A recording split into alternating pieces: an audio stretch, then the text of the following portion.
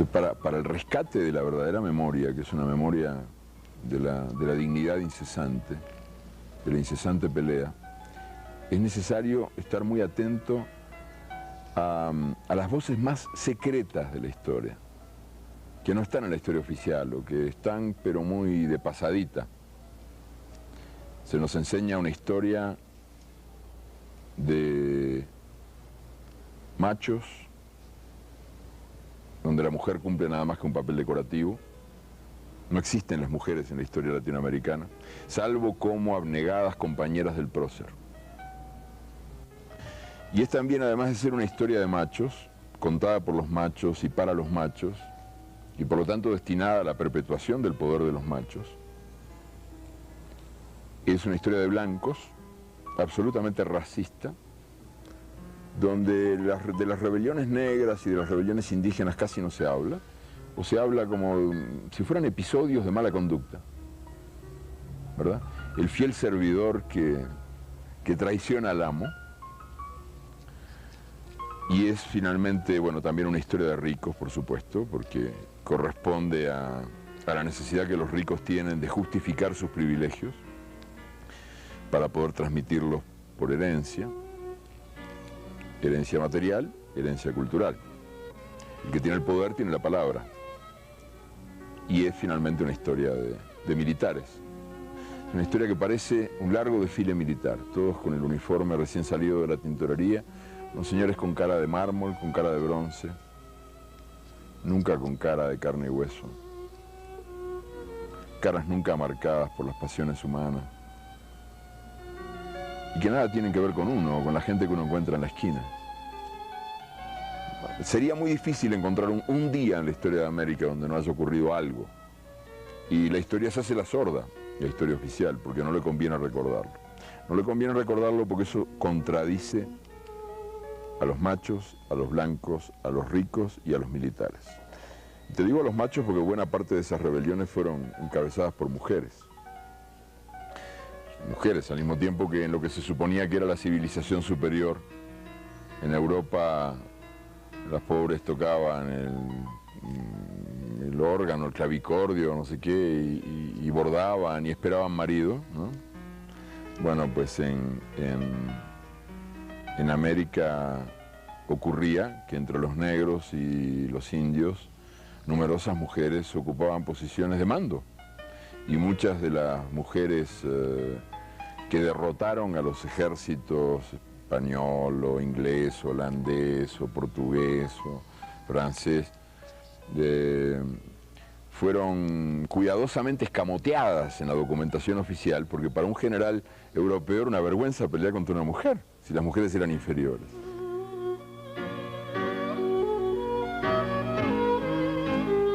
O la memoria de la libertad que uno encuentra tapada, escondida, pero no del todo muerta en algunos episodios de la historia real que han ocurrido y que nosotros no sabemos que han ocurrido.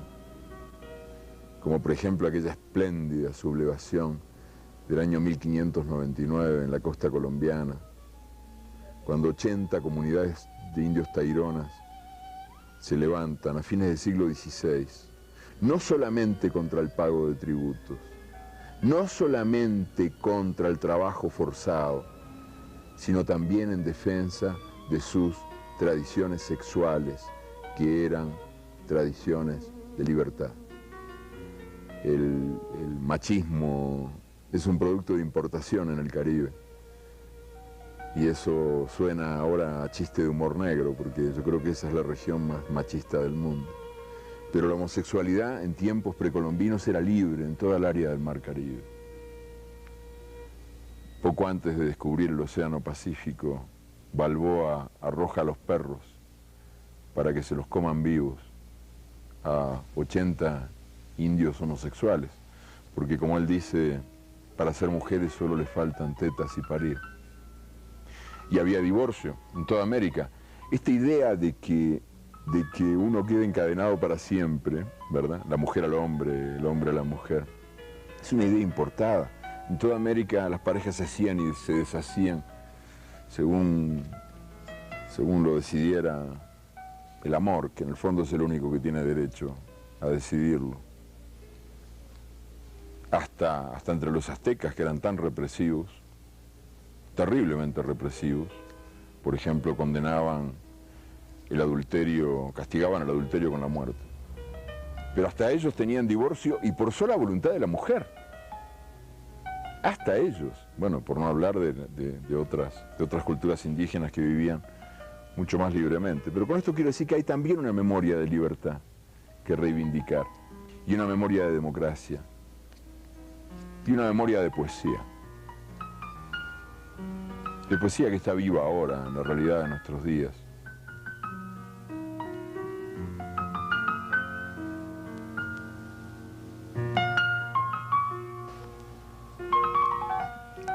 Por cierto que una de las buenas cosas que han ocurrido en América en estos últimos años es la reivindicación de Nani como heroína nacional en Jamaica. Nani fue una jefa de esclavos cimarrones que estuvo a la cabeza de los esclavos cimarrones de Jamaica durante buena parte del siglo XVIII. Y que era mitad gente, mitad diosa, o sea, mitad mito, mitad realidad. Se sabe que existió, pero también se cuentan sobre ella muchas leyendas. Se dice que se lanzaba desnuda al centro de la batalla y que espantaba a los soldados ingleses por su desnudez maravillosa. Y también porque lucía collares hechos con sus dientes. Y que entonces les mostraba el culo. Y era tan mágica la Nani que a su culo llegaban todas las balas y se convertían en copos de algodón.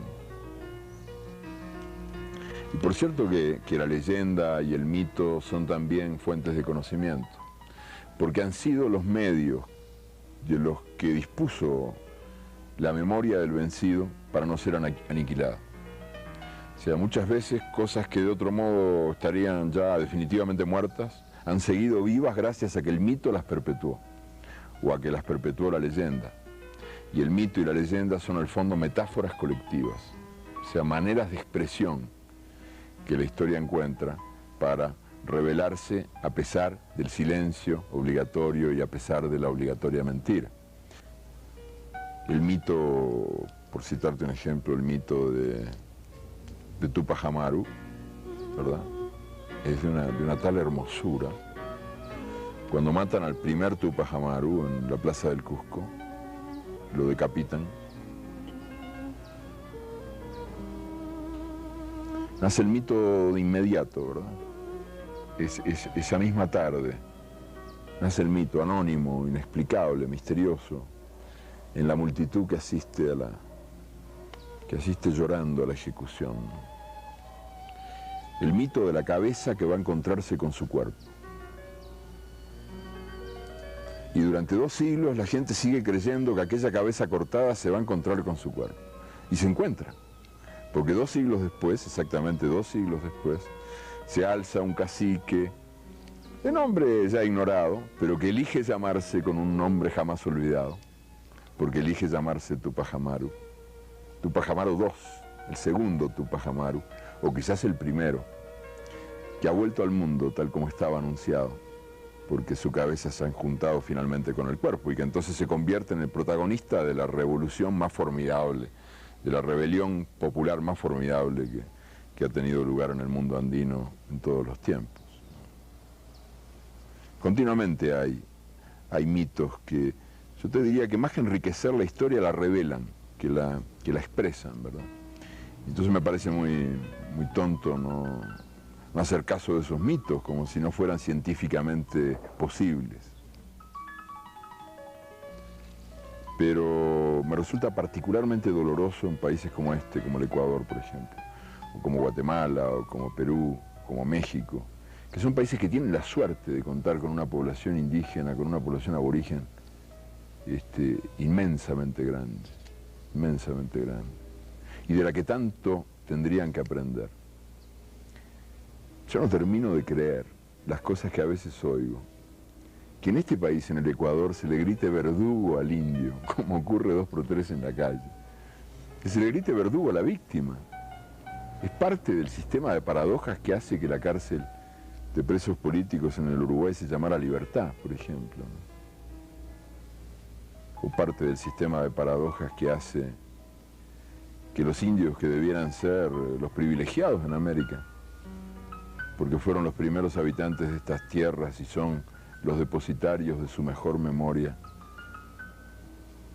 sean tratados como son tratados, los últimos de la fila. Aquí casi como los negros en Sudáfrica. Pero no solamente aquí. No solamente aquí. Se les niega el derecho de tener religiones. No pueden tener más que supersticiones. No practican arte, nada más que artesanía. No hablan lenguas, solo dialectos. En el fondo no son seres humanos, son nada más que recursos humanos. Brazos baratos, quizás disponibles, en los suburbios de las ciudades, a donde llegan corridos por el desamparo, para convertirse en mendigos, en putas, en delincuentes. Si algún sentido tiene la conmemoración de 1492, si algún sentido tiene, es el sentido inverso al sentido que se le está dando. Si algún sentido tiene esa conmemoración, tendría que ser una conmemoración de la resistencia, de la casi inexplicable capacidad de resistencia, de los más despreciados, de los más castigados, de los más perseguidos, que han sabido guardar para la humanidad entera, y no solo para ellos mismos, lo mejor de estas tierras, que es la memoria de la comunidad como posible modo de producción y de vida.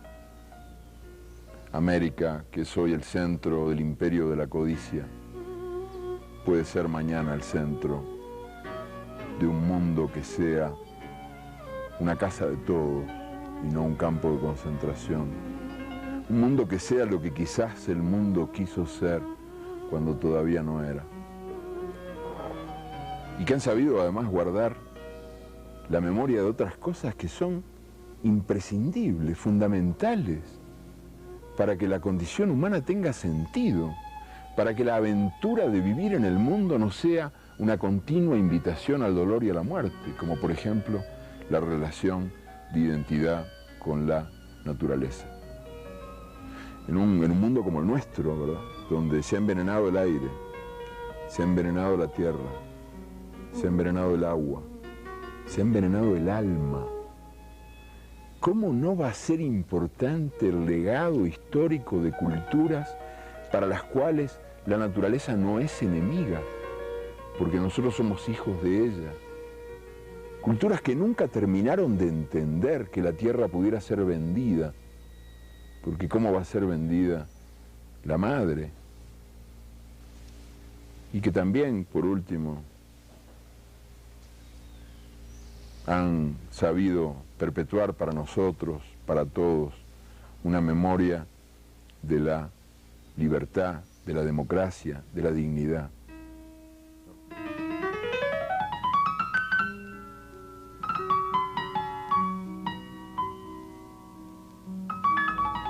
Sí, yo creo que es bien importante el desarrollo de la teología de la liberación en estos últimos años en América Latina. Bien importante, cada vez más importante, sobre todo en países donde la religión y la religión católica tiene un peso grande, ¿no?, considerable, como por ejemplo Nicaragua, quizás también Ecuador, ¿verdad?, Brasil. Importa un poco menos en el Uruguay o en Cuba, porque son países con menos proporción de creyentes, con una proporción menor de creyentes, o por lo menos de creyentes en eso, ¿no? Pero sí que es bien importante y de algún modo reencuentra una tradición muy honda y que existe, te diría que desde siempre, los primeros teólogos de la liberación, yo pienso que llegaron a nuestras tierras, aunque no sabían que lo eran,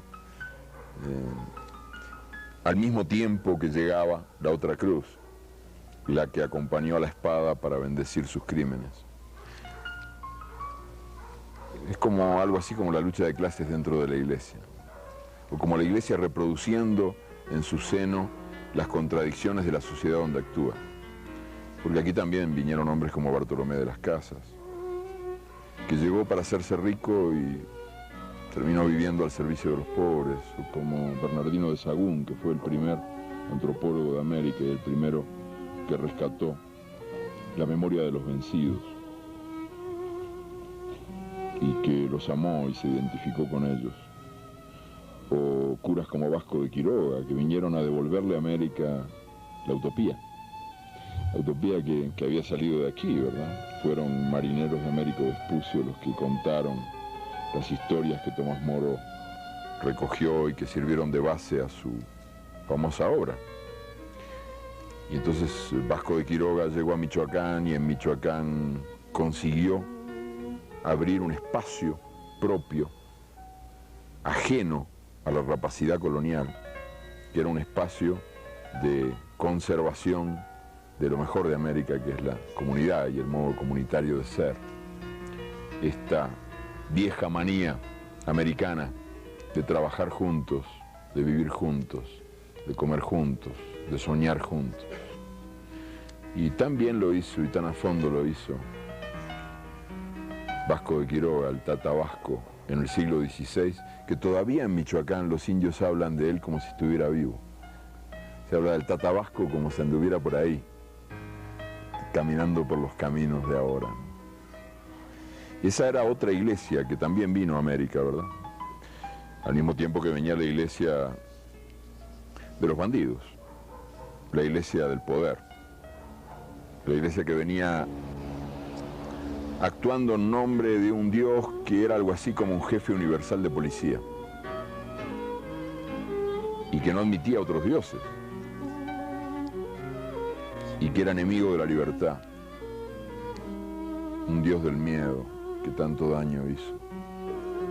Pero estaba el otro Dios, que yo creo que si existe es el verdadero, que era un Dios enamorado de la condición humana y que también vino aquí, ¿verdad?, para entenderse quizás con los dioses de antes, con los del sol, de la lluvia,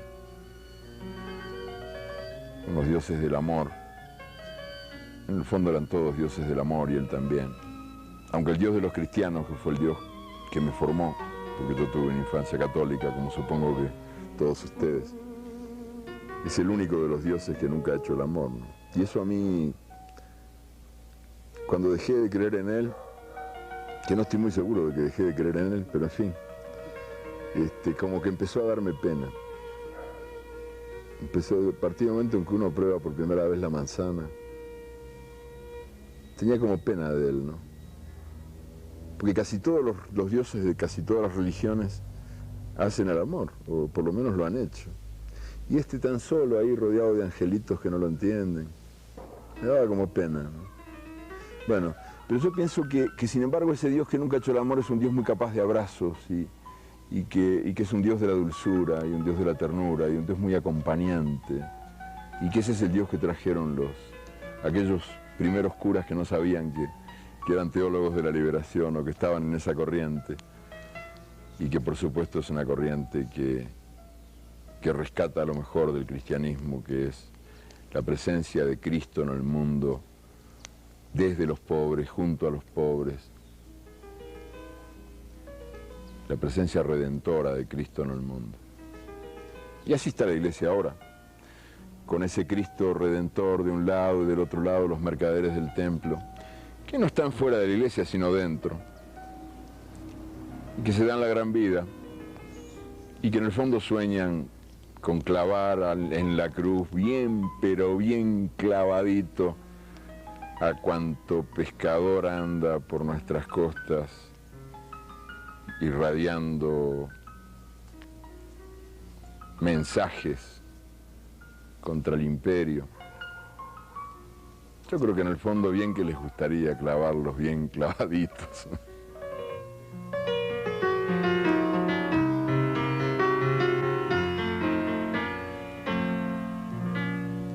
pienso que no es casual que yo haya descubierto la clave de mi trabajo, de este último trabajo, de los 3 tomos de Memoria del Fuego, a la vez en un testimonio indígena y en un testimonio negro. O sea, que yo haya encontrado que la explicación de lo que estaba haciendo, ¿verdad?, no estaba en los tratados de literatura que me he leído, en los sesudos trabajos de los eruditos, en las artes de escribir, sino que yo lo encontrara en 2 cosas ignoradas, pero que, claro, son ignoradas porque corresponden a culturas despreciadas y que, sin embargo, son tan elocuentes y tan hondas.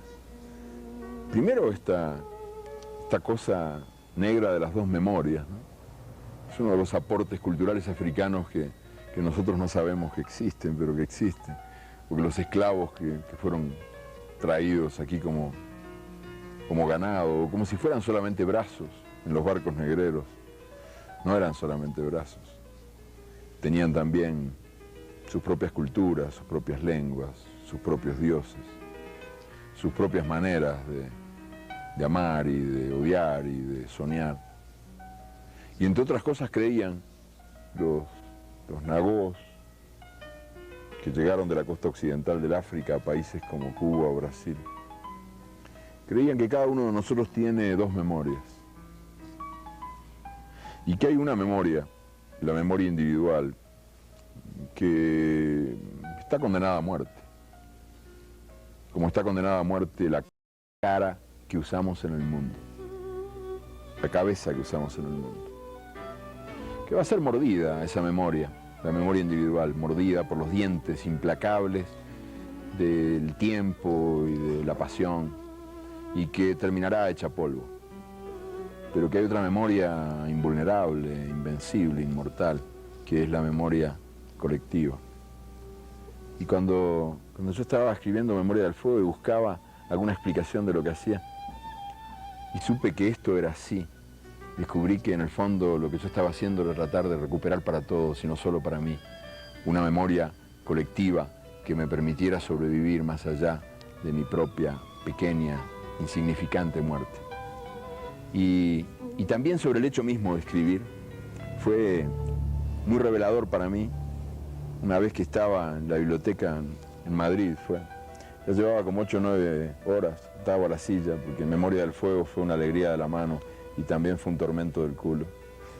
Horas y horas de biblioteca, 8 o 9 horas, leyendo un libro imposible, ¿verdad? Un libro de aquellos que yo creo que solamente yo tengo la paciencia, de un cura que escribió a principios del siglo XX, allá por 1908 o 10, cura boliviano, que estuvo viviendo con unos indios guaraníes que habían llegado al sur de Bolivia en busca del paraíso terrenal. Y a mí me interesa mucho la experiencia de los guaraníes como indios itinerantes en busca del paraíso, los nómades perseguidores del mundo sin mal y sin muerte. Porque en definitiva yo pienso que todos nosotros somos perseguidores del paraíso, que queremos bajar el cielo a la tierra y que a veces nos apuramos un poquito en eso y nos equivocamos, cometemos errores, pero ¿por qué no? Son buenos errores y son errores que se cometen mientras uno anda buscando el paraíso en la tierra, como los guaraníes. Entonces me parecía que ellos eran como una especie de metáfora de todo lo demás y fue por eso que me estuve tantas horas leyendo aquel libro infumable, aburridísimo. Porque hay gente que aburre lo que toca. Yo no entiendo cómo se puede hablar de estos temas tan bellos y que el resultado sea tan aburrido. Curiosa alquimia, al revés. Pero al final, como una recompensa, encontré lo que buscaba sin saber que buscaba. Había un vocabulario de estos indios, los indios chiriguanos, que son guaraníes establecidos en Bolivia, perseguidores del paraíso que llegaron a las espaldas del imperio de los incas, mucho antes que los españoles. Y en ese vocabulario había una pequeña historia reveladora de todo, pero sobre todo reveladora de la responsabilidad del oficio de escribir. A principios del siglo XVIII habían llegado allí unos curas franciscanos, y esos curas franciscanos traían en las alforjas libros. Los indios chiriguanos nunca habían visto libros, jamás. No sabían lo que era el papel porque nunca lo habían visto, y no tenían palabra para llamarlo. porque uno solo tiene palabras para llamar lo que existe o para llamar lo que necesita. Y ellos no sabían que el papel existía ni sabían que podían necesitarlo.